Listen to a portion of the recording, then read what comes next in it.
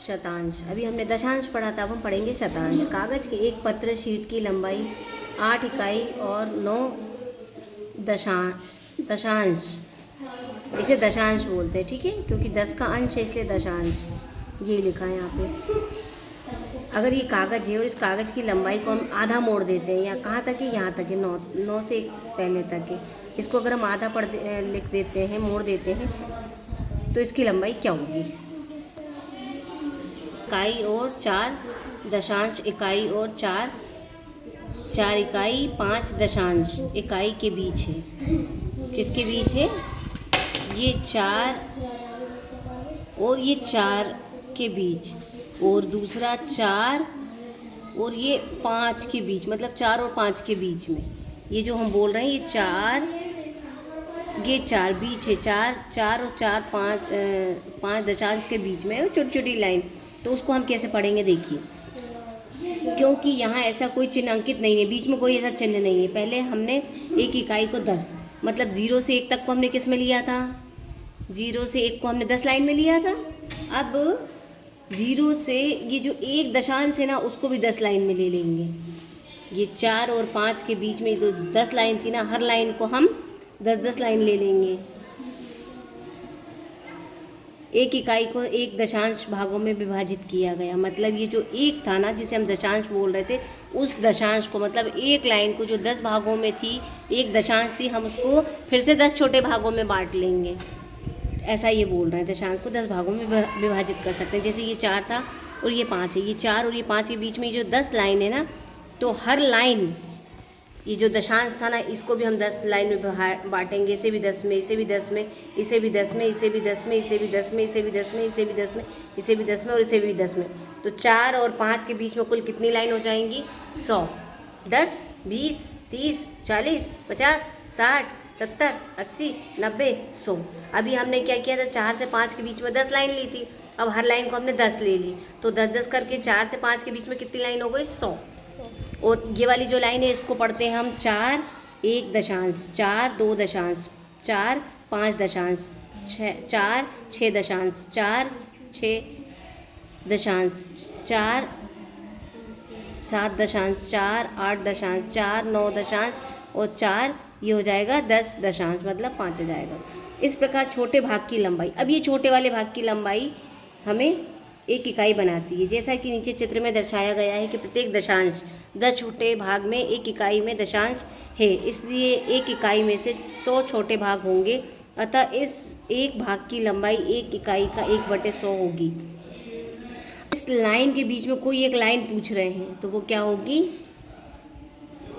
एक बारीक सी जो लाइन होगी उसे हम बोलेंगे एक शतांश। एक शतांश। इसके पहले हमने दशांश पढ़ा था, अब 10 को हमने फिर 10 भागों में बांट दिया, तो ये हो गए 100। तो एक लाइन को हम बोलेंगे एक शतांश। क्या बोलेंगे? एक शतांश। पहले क्या बोल रहे थे? एक दशांश। क्या बोल रहे थे?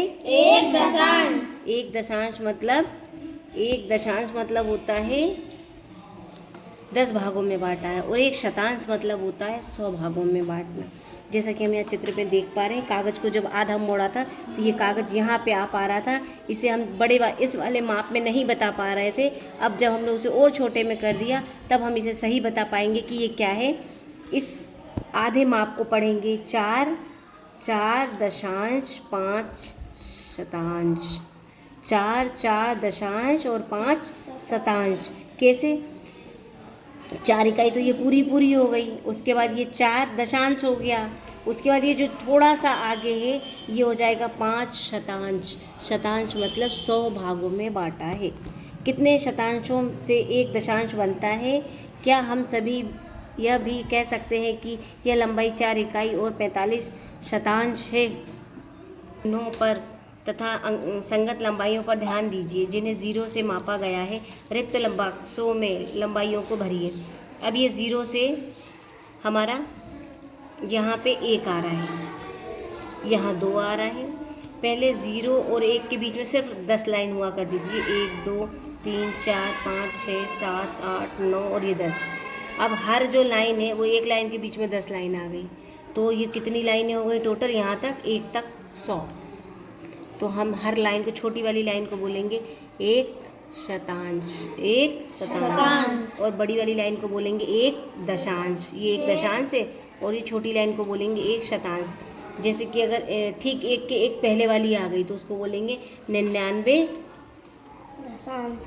99 दशांश। 99 दशांश लिखा है इसमें, लेकिन वो 99 शतांश होना चाहिए क्योंकि 100 लाइनों को दिखा रहा है। अब ये एक लाइन जो है वो एक दशांश, ये दो दशांश, लेकिन इस दो दशांश को हम 20 शतांश भी बोल सकते हैं। दो मतलब ये 10 और ये 10, 20 शतांश। जब हम 10 का भाग लेंगे तो ये बड़ी लाइन आएगी, लेकिन अगर हम छोटी वाली लाइन को काउंट करेंगे तो ये 2 की जगह क्या हो जाएगा 20। अगर ये 99 है तो नीचे क्या आ जाएगा 100। ठीक है। और ये वाली जो लाइन है 1 2 3 4 5, तो ये हो जाएगी 5।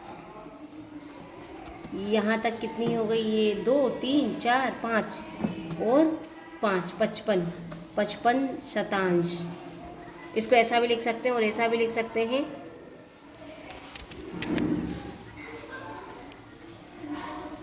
5/10 और इसे लिखेंगे हम 5/100। और ये जब 50 और 5 कितनी हो जाएंगी 55 शतांश। अब ये वाली लाइन को हम क्या पढ़ेंगे, देखो ये एक पूरी हो गई, अब यहाँ पे है तो ये दूसरी चालू हो गई, दूसरी चालू हो गई ना, तो ये हो जाएगी ये एक पूरा और 3 दशांश, 1 2 3 तो 3 दशांश। अब 4 के बाद भी ये 4 आ रहा है ना, 1 2 3 4, तो ये हो जाएगा 140 3 4 144 शतांश। आ रहा है समझ में। या फिर ऐसा भी लिख सकते हैं, एक पूरा 1 2 3 4 और ये 5 दशांश और फिर 4 शतांश। देखो ऐसा भी लिख सकते हैं, तो ये हो जाएगा 154 शतांश। अब ये वाला एक पूरा कहाँ पे हो रहा है, यहाँ पे एक हो रहा है, तो 1 2 3 4 5 6 7 8, यहाँ तक 7 आ रहा है। तो ये 7 और 7 के बाद ये 3 लाइन, तो ये हो जाएगा 7 के बाद 3 लाइन, तो ये हो जाएगा 173 शतांश। इसके बाद 7 8 9, ये हो जाएगा पूरा 200, मतलब 200, और 200 के बाद दूसरी लाइन, तो ये हो जाएगा 220 शतांश। इसके बाद ये 2 पूरा हो गया। अब 1 2 3 4 मतलब 240/100 शतांश। इस तरह से हम पढ़ेंगे। अब हम देखेंगे कि किस तरह से हम तीर की लंबाई से इसे बता सकते हैं। अब देखिए पढ़ना कैसे, जैसे कि अगर हमें एक लाइन को बताना है, कौन सी लाइन को हम बता रहे हैं, ये वाली लाइन को बता रहे हैं, ये जो निशान लगा है ना, तो इस लाइन को हम कैसे पढ़ेंगे, इसे पढ़ेंगे पूरा एक है तो बोलेंगे एक इकाई पूरी है तो इसे बोलेंगे एक इकाई, और एक इकाई के बाद एक दशांश तो 1/10। फिर अब इस 10 के बाद भी छोटी 4 लाइन आ गई तो 4 शतांश, 4/100। इसे और क्या बोल सकते हैं हम, तो ये 10 और 4 को जोड़ लेंगे तो कितना हो जाएगा 14, 1 और 14 शतांश। इसे हम और क्या बोल सकते हैं, तो इन दोनों को जोड़ दें तो 114 शतांश। यहाँ पे लिखा है ये 5 इकाई पूरी हो गई तो हम बोलेंगे 5 इकाई पूरी हो गई। 5 इकाई के बाद कितना है, तो 1 2 3 दशांश। अब 3 के बाद भी कितना है, 3 के बाद भी ये 5 6 7, तो ये हो जाएगा 7 शतांश। इसको हम ऐसे भी लिख सकते हैं, इसको हम ये भी लिख सकते हैं 5 इकाई पूरी और 37 शतांश। इसे हम ऐसा भी लिख सकते हैं 537 शतांश। एक तरीका ये है, दूसरा तरीका ये है, तीसरा तरीका ये है। और बोलेंगे कैसे, 5 इकाई और 3.7 शतांश। इसको बोलेंगे 5 इकाई और 37 शतांश। और इसको बोलेंगे 537 शतांश। एक ही इस एक लंबाई को हम 3 तरीकों से लिख सकते हैं, पढ़ सकते हैं। अब हम इसे कैसे पढ़ेंगे? 15 पूरा पूरा हो गया ना, तो इसे बोलेंगे 15 इकाई। इसके बाद एक इकाई भी पूरा नहीं है, 1 2 3 तीसरा है, तो हम लिखेंगे 3/100, 3 शतांश। एक तरीका ये हो गया 15 इकाई 3 शतांश। दूसरा तरीका हो जाएगा 153 शतांश। दूसरा तरीका 153 शतांश। या तो लिखेंगे 7 इकाई, 7 के बाद देखो 1 2 3 4 और 5, तो हम लिखेंगे 5 दशांश, और 5 के बाद कितना है? 1 2, तो लिखेंगे हम 2 शतांश। ये पहला तरीका। दूसरे तरीके में हम इसे क्या बोल सकते हैं? 7 इकाई और 52 शतांश। और तीसरे तरीके में हम इसे क्या बोलेंगे? 752 शतांश। ठीक है। इसके बाद ये वाला, अब हम इसे कैसे पढ़ेंगे? आप लोग बोल के बताओ। 9 पूरा है तो 9, पहला तरीका 9 इकाई। हाँ, अब यहाँ से कहाँ तक आ गए? 1 2 3 4 5 6 7 8, तो 8 शतांश। दशांश। फिर वो जो एक लाइन है वो होगी 1/100, 1 शतांश। दूसरा तरीका 9 इकाई 81 शतांश। और तीसरा तरीका 981 शतांश। ये तीसरा तरीका है। अब देखिए ये लिखा है, सबसे लंबी तथा सबसे छोटी इकाइयों की पहचान कीजिए, प्रत्येक लंबाई को मापक पर अंकित कीजिए। अब हमें क्या बताना है? अब हम यहाँ पे नाम बोल रहे थे, अब उनने हमें नाम दे दिया, हमें निशान लगाना है। 3/10, तो 3 कहाँ आएगा? 1 2 3, ये 3 हो गया। इसे हम क्या बोलेंगे? 3 दशांश। अब 3/100 लिखा है, मतलब 1 2 3 ये वाला, इसे बोलेंगे 3 शतांश। अब लिखा है 33 शतांश, मतलब इस वाले को ही जो है ना, इस वाले को ही हम बोल सकते हैं 33 शतांश। इन दोनों को जोड़ दिया तो 33 शतांश। ये पहला वाला हो गया। अब दूसरा वाला 3 मतलब ये पूरा 3 हो गया। 3 इकाई मतलब ये 3 इकाई। 1/10 मतलब 1 दशांश। ये एक पतली वाली लाइन ये हो जाएगी 1 दशांश। फिर लिखा है 30/10, तो 30 कहाँ पे आएगा?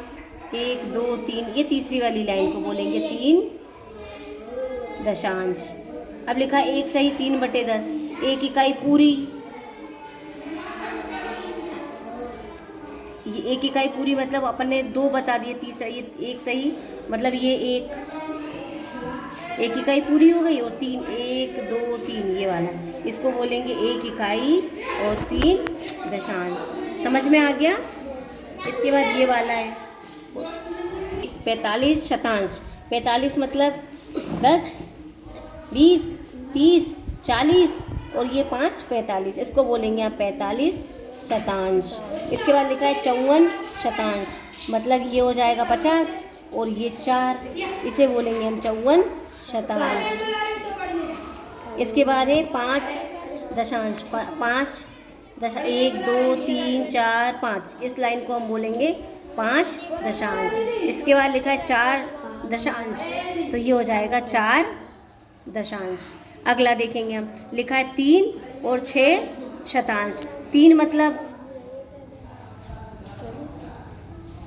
ये तो 30 आ गया, ये वाला नहीं होगा, इसी में होगा। नहीं, इसमें भी नहीं होगा। ये है, ये 3 30 31 32, तो ये लिखा है 3 मतलब 3 पूरा कहाँ पे होगा? यहाँ पे। और उसके बाद 6, ये वाली जगह को बोलेंगे 3 इकाई और 6 शतांश। इसके बाद लिखा है 3 इकाई और 6 शतांश। 3 इकाई और 6 शतांश, 31 32 33 लिखा है, ये लाइन तो नहीं होना चाहिए।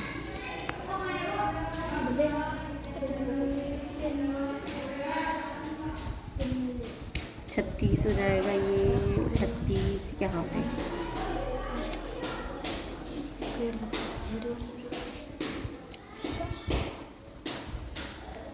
मैं बताना है 8 दशांश, 1 2 3 4 5 6 7 8, तो ये हो जाएगा 8 दशांश। दो कहाँ पे आएगा, 2 शतांश। तो ये वाली जो लाइन है ना, ये वाली, इस लाइन को बोलेंगे 2 शतांश। पोस्ट कर ये वाला हो गया। इसके बाद लिखा 9 शतांश। 9 मतलब ये यहाँ वाला, ये वाली जो लाइन है ना, इसे बोलेंगे 9 शतांश। इसके बाद लिखा 1 8 शतांश। 1 मतलब ये पूरा 1, 8 ये यहाँ पे आएगा, यहाँ पे इसे बोलेंगे 1 इकाई और 8 शतांश। 1 मतलब 1 पूरा, और उसके बाद ये 8 और शतांश, क्योंकि 100 भागों में विभाजित। अब ये वाला F वाला देखेंगे हम, 7 लिखा है तो ये 70 हो गया ना। 7 के बाद 3, 1 2 3, यहाँ ये वाली लाइन आ जाएगी 7 पूरी इकाई है, 3 शतांश। इसके बाद 7 लिखा है, 7 के बाद 5 दशांश, तो 7 हो गया। 7 के बाद 5, 1 2 3 और ये वाला 3 यहाँ पे आएगा। 7 3 दशांश और 5 शतांश। 1 2 3, ये 3 पूरा हो जाएगा। 3 दशांश, 3/10 यहाँ पे आएगा, 3/10 और फिर 5, तो इसके बाद यहाँ पे जाएगा ये और ये, ठीक है। इसके बाद ये वाला 7, तो 7 कहाँ पे आएगा, 7 के बाद 1 2 3 4 5 6 7, यहाँ 7 आ जाएगा। इस लाइन को हम क्या बोलेंगे, 7 इकाई पूरी। फिर 41 लिखा है, 41 मतलब 10 20 30 40 और 1 41, ये वाली जगह ये हो जाएगा 7 इकाई पूरी और 41/100 शतांश, ये इसका हो जाएगा। इसके बाद ये वाला देखेंगे हम, लिखा है 65। 65 कहाँ से आएगा, यहाँ से। ये 64 लिखा है ना, तो उनने बोला है 65 मतलब 1 आगे, ये वाला 65 शतांश। अब उनने 10 लिख दिया है, 10 मतलब 1500। 15 कहाँ आएगा, 65 के बाद 1500।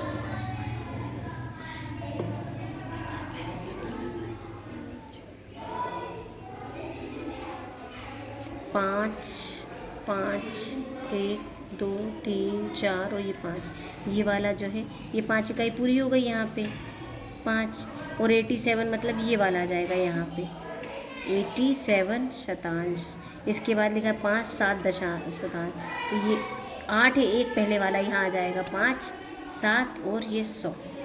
इसके बाद लिखा है 5 15 3 दशांश 4 शतांश 2 6 दशांश और 8 शतांश का योग क्या होगा, योग करना। अब हमें इसे जोड़ना है। अब इसे कैसे जोड़ोगे, देखो ये 15 पूरा था और 2 पूरे थे, तो अलग अलग जोड़ दिया। फिर 10-10 वाले को अलग लिख लिया, 100-100 वाले को अलग लिख लिया। इन दोनों को जोड़ा तो 17 आ गए, इन दोनों को जोड़ा तो कितने आ गए, 6 और 3 9/10, इन दोनों को जोड़ा 8 4 12/100। अब हमने देखा कि 9/10 और ये 12/100, तो इस 12 में से अगर हम 10 1 हटा देंगे तो यहाँ कितने बचेंगे, 12 में से 1 10 हो गया, तो 10 को ये 9 के साथ ले लेंगे, 1/10। क्यों करा हमने ऐसा, क्योंकि 12 मतलब इसमें 1 10 आ गया, तो 9/10 प्लस 1/10, इसमें से 1 हटा दिया हमने, और यहाँ बचा कितना 2 2/100। इन दोनों को जोड़ेंगे तो 9 और 1 10 10 10/10 मतलब 17 की जगह 1 18 हो जाएगा, और ये 2/100। फिर ये आ जाएगा आंसर इन दोनों को जोड़ने में। दूसरी विधि क्या है जोड़ने की, हमने पहले भी देखा था, ऐसे 1 के ऊपर 1 लिख दिया था, 15 और 2 17 और 6 और 3 9 और ये 12 में से 1 निकाल लेंगे तो इधर आ जाएगा 18 और यहाँ बचेगा 2/100। भिन्न है, हाँ ये दोनों विधियाँ भिन्न भिन्न है। उन्हें कोष्टक में जोड़ा था हमने, इसे बिना कोष्टक का जोड़ा। अब नीचे हमें ये दिया है के लिए योग को देखिए, क्या आप ऊपर दर्शाई गई विधियों तथा इस विधि के बीच कोई समानताएं देख रहे हैं। देखो हमें कैसे जोड़ना था, 480 और 3 260 और 4। अब हम क्या करेंगे, 100 वाले को हमने एक तरफ ले लिया और 10 वाले को एक तरफ ले लिया और अंक को एक तरफ ले लिया। इनको जोड़ा 600, ये जोड़ा 140, इनको जोड़ा 11। फिर हमने 600 में से ये 140 और 11 का 10 इधर ले लिया, यहाँ 1 बचा, तो ये हो गया 150, तो ये हो जाएगा 750 और 751। इसी विधि से हमें आगे जोड़ना। देखिए इसे हम कैसे जोड़ेंगे, तो पूरे पूरे अंकों को एक साथ लिख लेंगे, 100 अंकों को एक साथ लिख लेंगे और 10 अंकों को अलग जोड़ेंगे। तो हमने देखा 15 और 2 17, इन्हें जोड़ेंगे तो ये हो जाएगा 102/100।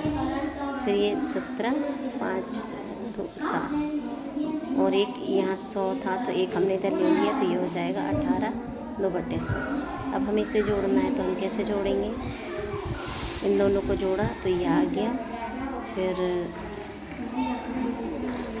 100 के बराबर कितना है 180, तो हमने 18 ले लिया और बचा कितना 2।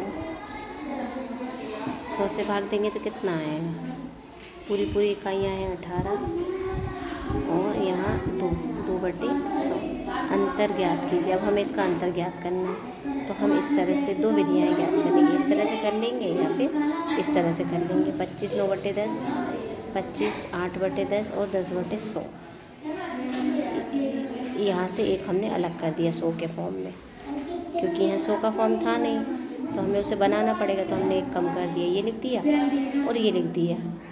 और अब हम देखो दोनों को 10 भी आ गए यहाँ पे, और यहाँ 10 था लेकिन 100 नहीं था, तो यहाँ 10 भी आ गया 100 भी आ गया। इससे ये घटाएंगे, इससे ये घटाएंगे, इससे ये घटाएंगे, दिया जाएगा 19। इसको घटाएंगे तो 4/4 दशांश और ये जाएगा 3 शतांश। देखिए हमें इन संख्या से इस संख्या को हल करना है। इस विधि को हम देखेंगे। 15 इकाई 3 दशांश 4 शतांश, 15 इकाई 2 दशांश और 14 शतांश। तो हम देखते हैं हमने क्या किया, इस 3 की जगह हमने 2 लिया, तो 2 दशांश और ये हो जाएगा 14, एक इधर आ जाएगा तो 10 हो जाएंगे, तो 14 शतांश।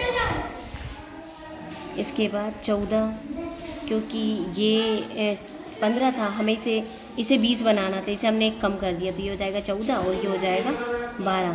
ये 2 था, ये 10 आ जाएगा तो ये हो जाएगा 12 दशांश और 14 शतांश। अब हमें क्या घटाना है उसमें से, 2 इकाई 6 दशांश 8 शतांश, ये घटाना है। तो कैसे घटाएंगे देखिए, पहले तो अभी हमने इसको बनाया, अब हम यहाँ से घटाएंगे। 14 से 2 घटाएंगे तो क्या आएगा 12, फिर 12 से 6 घटाएंगे तो 6 दशांश, 14 से 8 घटाएंगे तो 6 शतांश। ये आ गया हमारा उत्तर, क्या आया 12 इकाई 6 दशांश और 6 शतांश। अब ये 6 शतांश को हम ऐसा भी लिख सकते हैं 553, इसे 653 से 268 घटाना है। ये प्रक्रिया समझने के लिए हमें ये समझना पड़ेगा, ये कैसे किया, तो ये हमने ऐसे किया, ये जो था इसको हमने 100 में लिखा, इसको 10 में लिखा, इसको इकाई में लिखा, इसको भी 100 में लिखा, इसको 10 में और इसको इकाई में। तो 100 वाले हमने अलग लिख लिए माइनस का चिन्ह लगा के, 10 वाले को हमने अलग लिख लिया घटाने का चिन्ह लगा के, इकाई को अलग लिख लिया। इन दोनों को घटाया तो ये आ गया 6 से 200 घटाएंगे तो कितना आएगा 400, और इन दोनों को घटाएंगे 50 से 60 घटाएंगे और 3 से 8। लेकिन हमने क्या किया, इस 50 को 40 बना दिया और एक 10 इधर आ गया तो ये हो जाएगा 13। क्यों, क्योंकि 3 से 8 नहीं घटेगा, इसलिए हमने इसको कम किया और इसको बढ़ा दिया। अब ये हो गया 13, क्योंकि एक 10 आ गया यहाँ पे। अब ये 40 से 60 नहीं घटेगा तो हम इधर से एक और 100 लेंगे, तो ये 600 की जगह ये हो जाएगा 500, ये हो जाएगा 140 माइनस 600। तो 500 से 200 घटाएंगे 300 आएगा, इससे इसको घटाएंगे 80 आएगा और ये 5, इसको जोड़ देंगे तो ये आएगा। इस तरह से हल हो जाएगा।